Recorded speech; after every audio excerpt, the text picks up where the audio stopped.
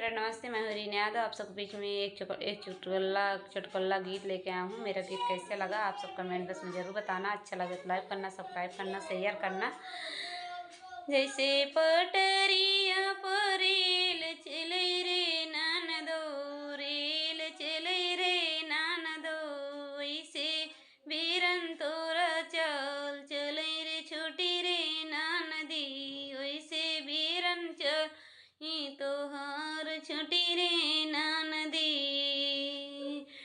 यही माना का तोर भैया तैया मार छोटी रे ननदी, मार छोटी रे ननदी।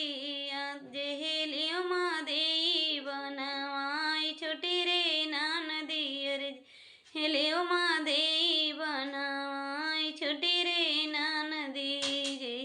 सी पटरिया पर रेल चले रे ननदी, रे रे ननदी, वैसे बीरन तोहार चल चले रे ननदी, वैसे बीरन तोहार चले रे ननदी।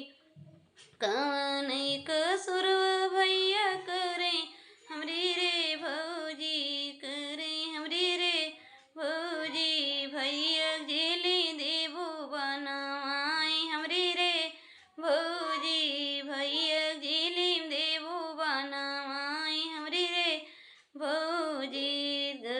रही बाप कभी जय धर्मशाला हमरी रे ननदी, बेचंदार साला रे हमरी रे ननदो, यही कारण जे लिम बनवाई हमरी रे ननदी, यही कारण देवई बनवाई हमरी रे ननदी। गलुआ गलवा के हरवा